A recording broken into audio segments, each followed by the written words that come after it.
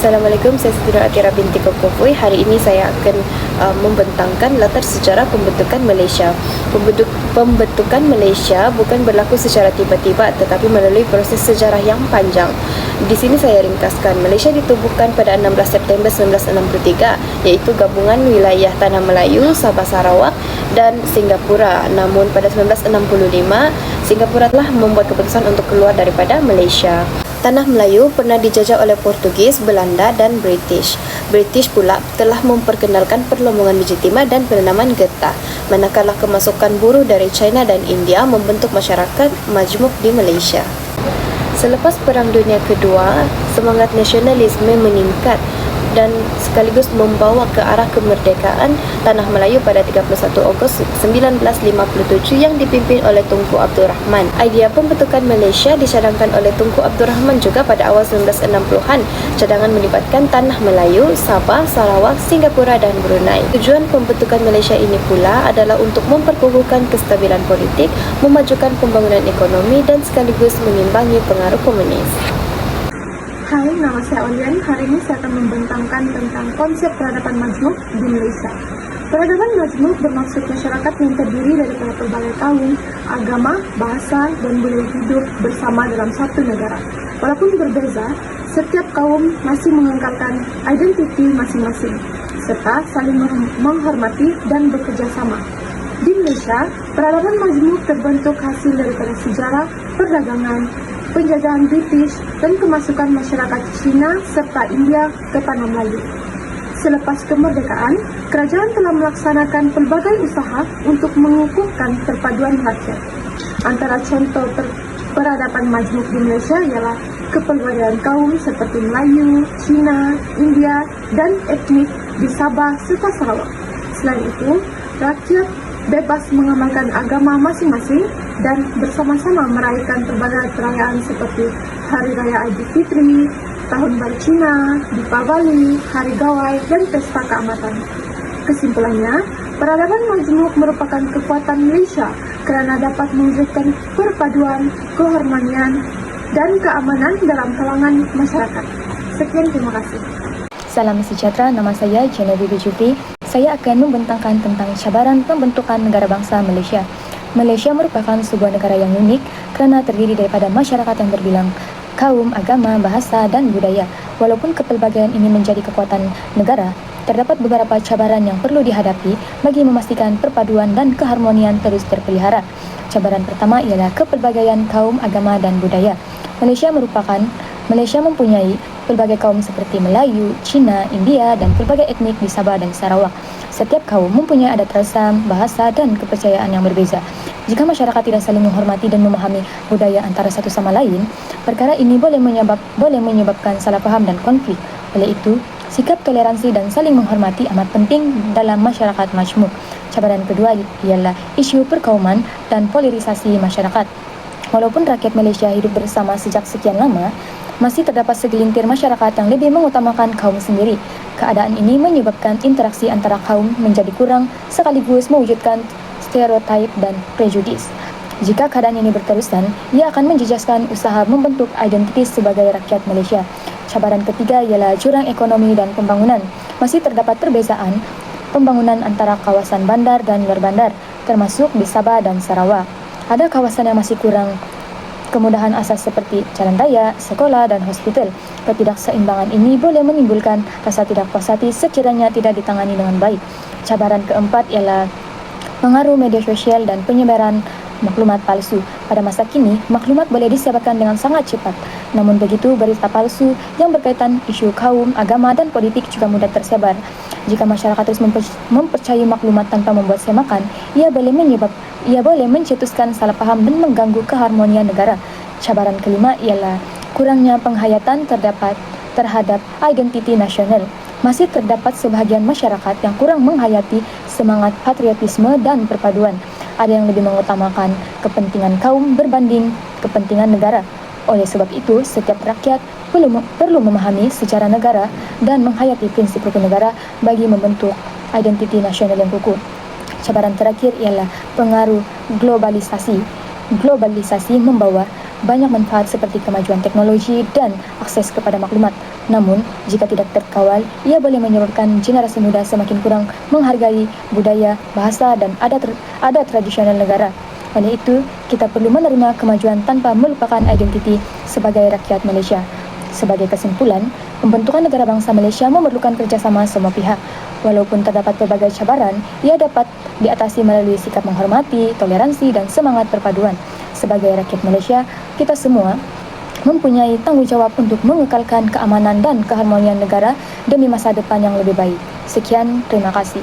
Sejahtera, nama saya Nur Suswati binti Ahirul dan hari ini saya akan membincangkan iaitu cara untuk usaha dan juga strategi dalam mengatasi cabaran pembinaan peradaban majmuk di Malaysia.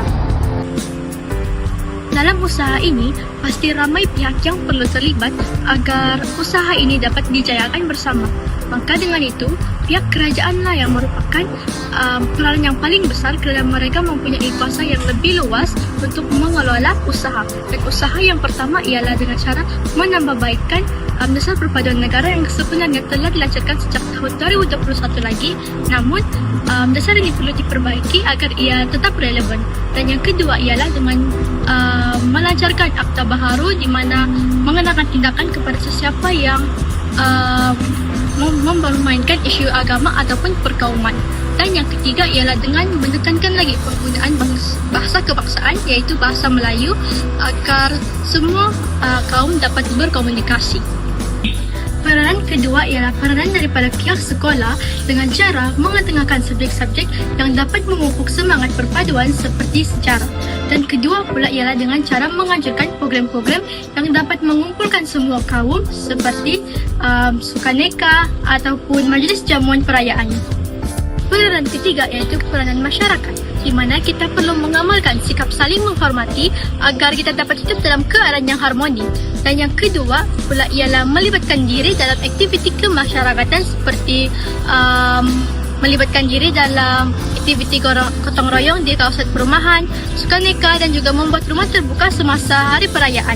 Peranan yang terakhir ialah peranan ibu bapa di mana mereka harus menunjukkan contoh yang baik dengan cara menghormati bangsa dan agama lain agar anak-anak mereka boleh mengikuti contoh yang baik tersebut. Dan yang kedua pula ialah dengan mendidik anak-anak tentang perpaduan sejak awal lagi agar mereka memahami mengapa perpaduan itu sangat penting di dalam negara kita.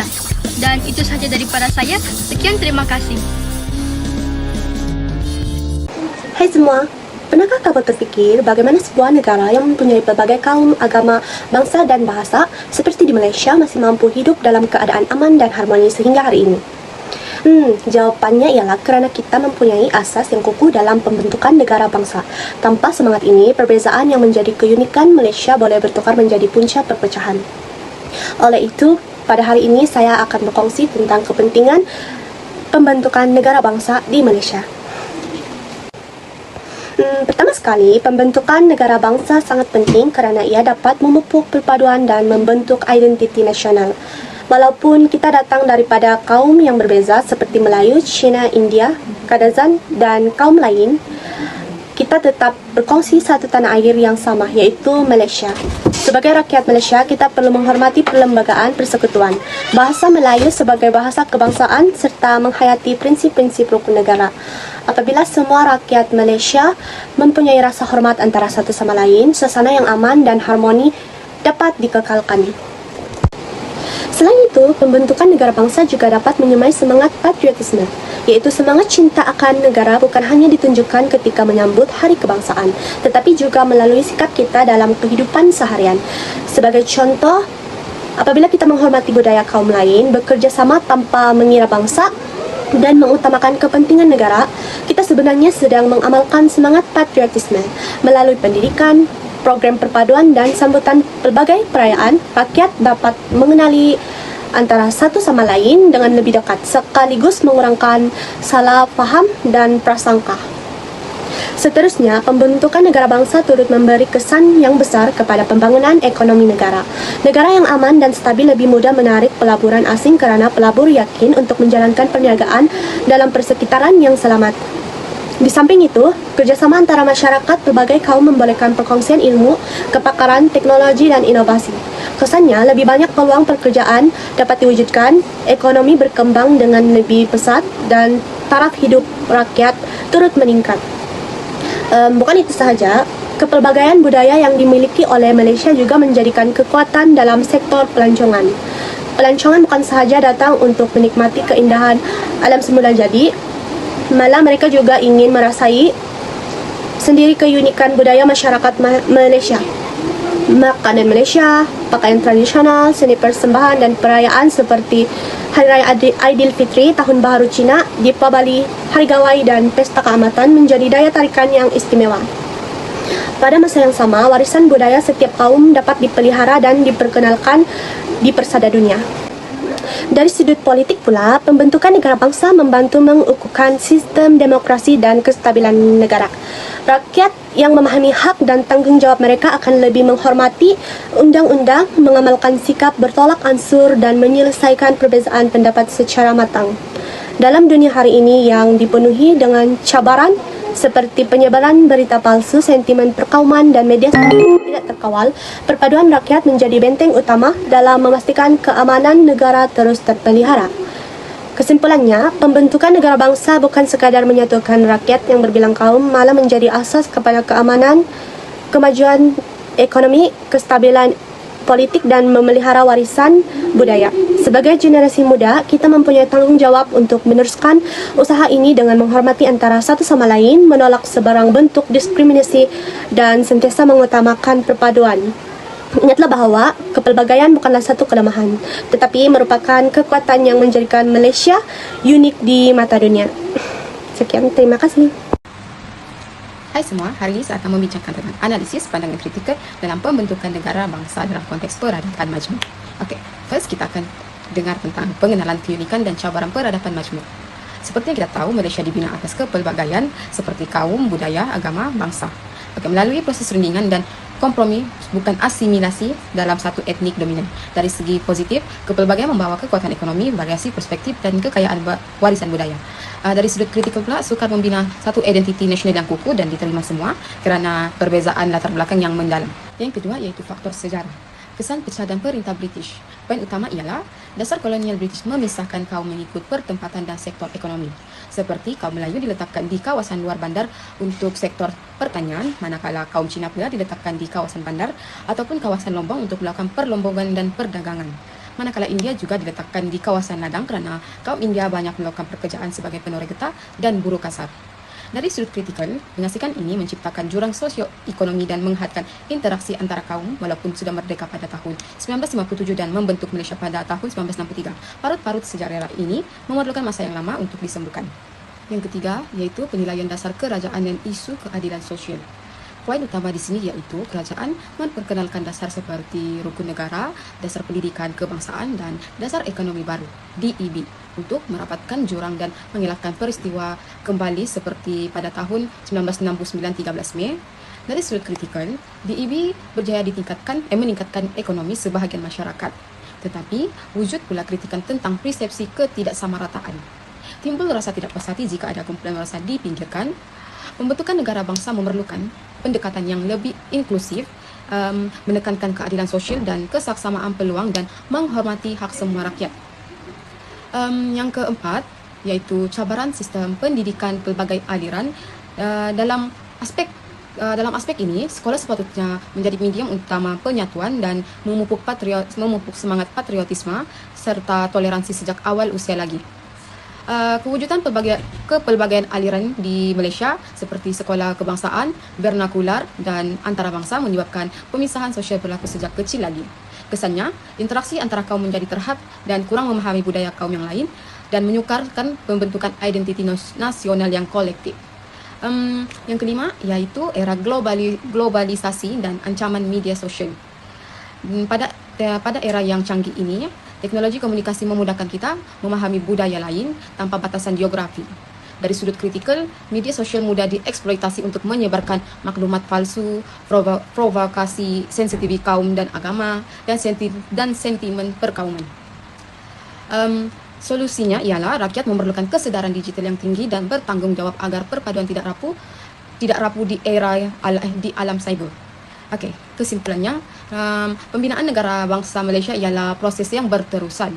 Kepelbagaian bukanlah satu kelemahan ataupun penghalang, tetapi satu kekuatan jika diurus dengan adil, bijaksana dan inklusif.